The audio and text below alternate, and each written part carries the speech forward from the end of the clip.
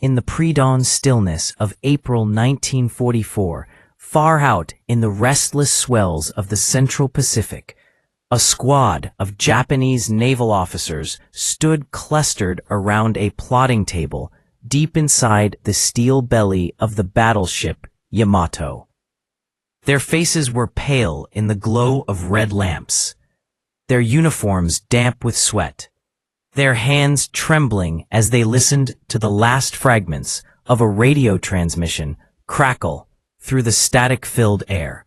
A reconnaissance pilot, one of the few still able to patrol skies now dominated by the enemy, had just reported something that defied belief.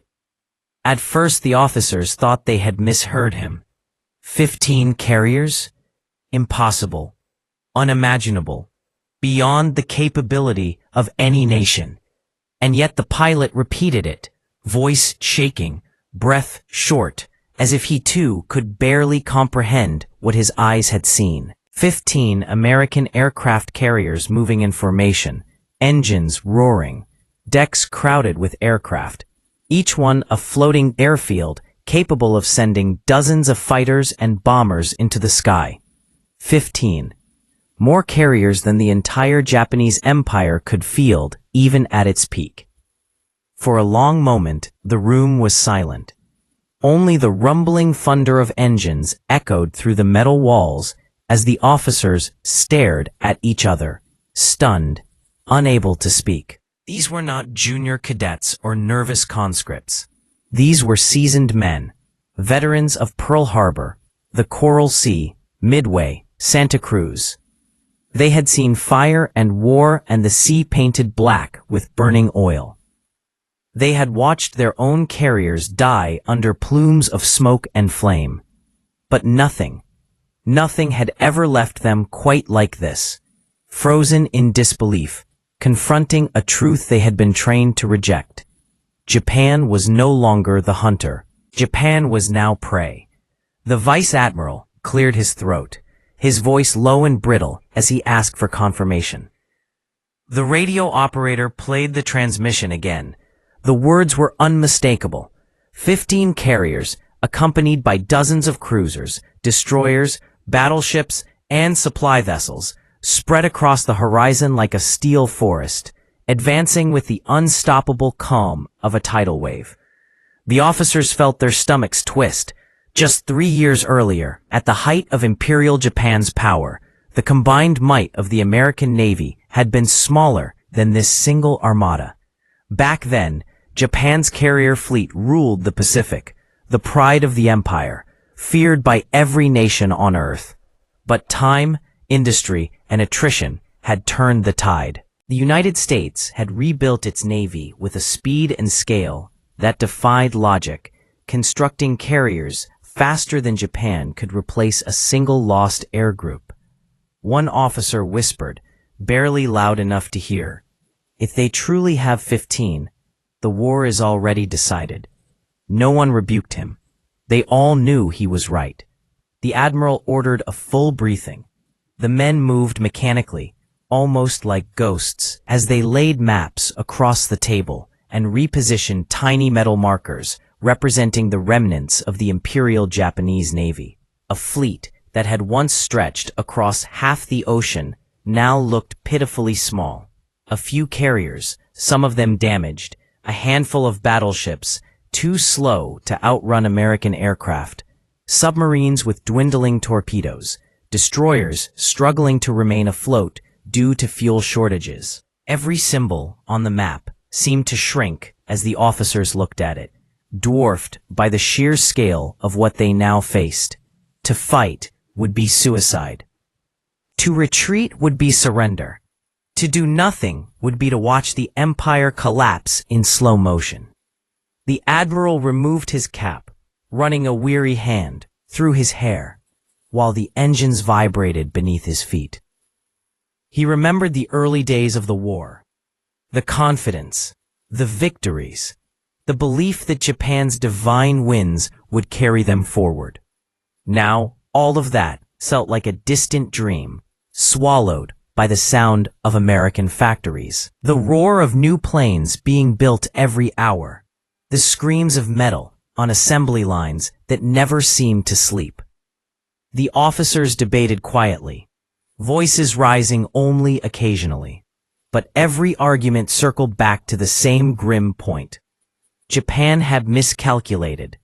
They had underestimated American industrial power, the depth of its manpower, and the relentless determination that had awakened after Pearl Harbor. The attack that was meant to break American morale had instead awakened a giant that now strode across the Pacific with fire in its hands. The admiral signaled for the intelligence officer. He approached, carrying several sheets of intercepted reports and aerial photographs. He laid them out like a funeral shroud. Grainy images of American carriers, Essex-class giants, lined up like a row of steel mountains. Next to them, the tiny silhouettes of Japanese carriers looked like fragile relics of another era. But the officers knew it wasn't just the carriers themselves that mattered. It was the aircraft they carried, the pilots who flew them, the maintenance crews who kept them alive. American pilots were rotating regularly, receiving rest, new planes, and better training. Japanese pilots, once the finest in the world, were now exhausted, irreplaceable, and increasingly inexperienced replacements filled their ranks. Each lost ace was a wound Japan could not heal. The admiral leaned against the table, closing his eyes.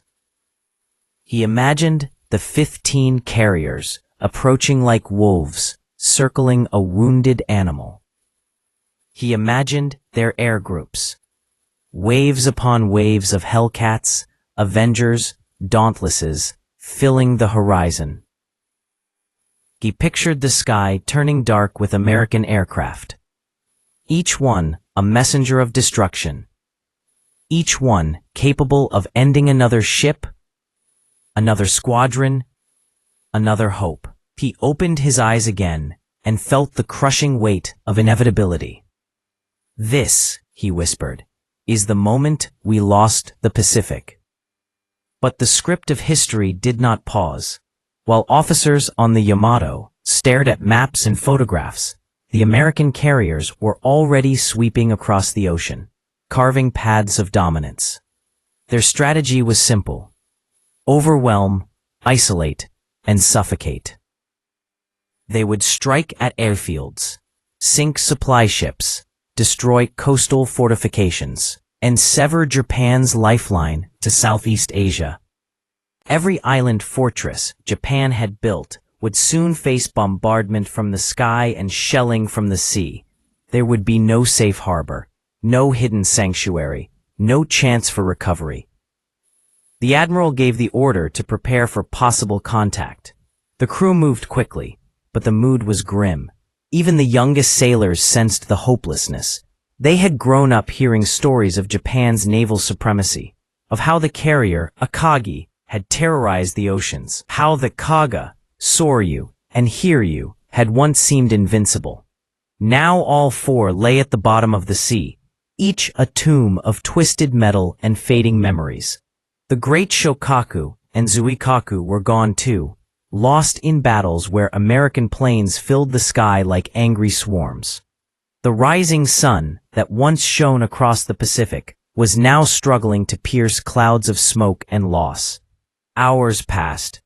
The officers remained at their stations, waiting, listening, watching the horizon shift as the fleet changed course. Suddenly, another transmission came through.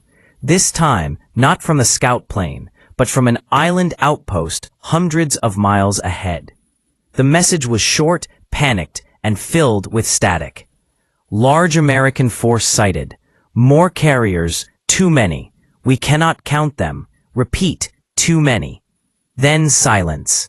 The officers looked at the admiral with wide, hollow eyes.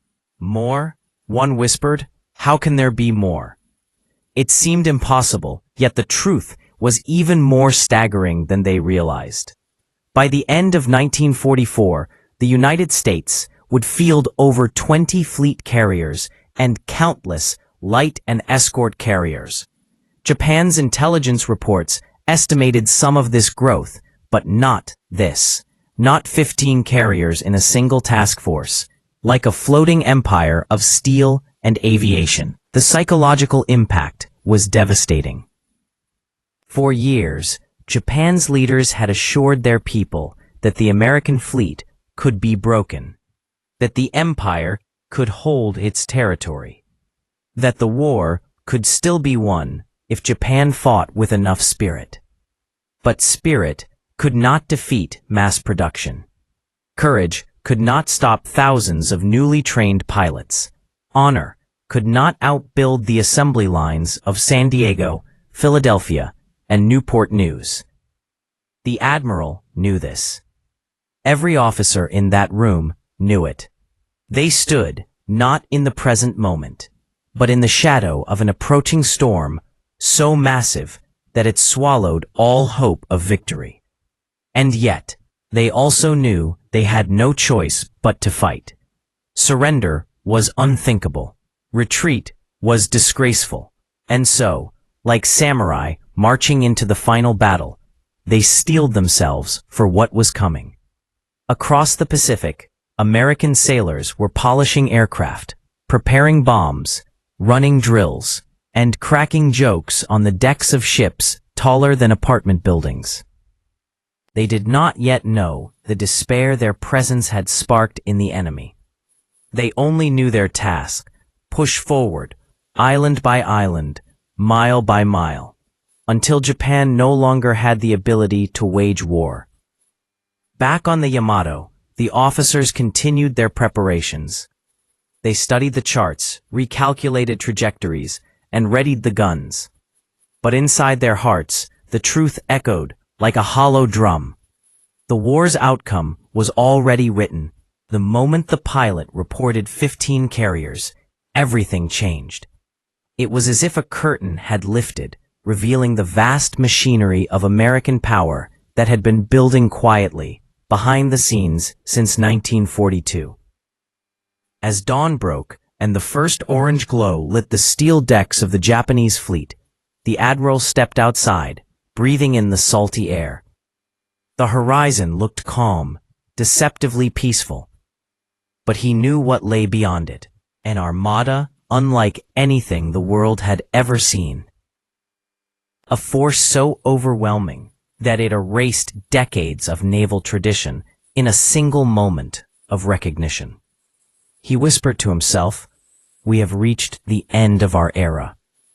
In the days that followed, the American carriers would launch massive air assaults, reducing Japanese positions with devastating precision. Battles that once might have been fought, ship to ship, were now decided from the sky before Japanese gunners could even see the enemy. Entire bases were obliterated in hours. Supply lines vanished beneath waves churned by torpedoes. The empire shrank with terrifying speed. And as each island fell, as each Japanese carrier was sunk, as each battleship burned under the relentless rain of bombs, the officers remembered that moment, the moment they counted 15 American carriers and realized the Pacific was gone. It was not the explosions, not the flames, not the sinking of great ships. It was that number, 15. A number so large, so absurd, so crushing, that it broke the spirit of men who had once believed they were destined to rule the ocean. The admiral returned to his cabin that night, exhausted. He poured a cup of tea, hands shaking slightly. He took a slow sip, gazing out the porthole at the dark waves rolling under the moonlight. For a moment, he allowed himself to remember the early war victories, the pride, the confidence, the feeling of invincibility. But then the image of 15 carriers returned, blotting out the past. He whispered, "We have lost the Pacific," and set the cup down. And somewhere beyond the horizon, the American fleet kept advancing, engines thundering, propellers humming, aircraft poised like arrows waiting to be released. The future belonged to them now. The sea belonged to them. And the Japanese officers, who counted 15 carriers, would forever remember the exact moment when their empire's fate was sealed, not by a battle, not by a treaty, but by a single sighting that changed everything.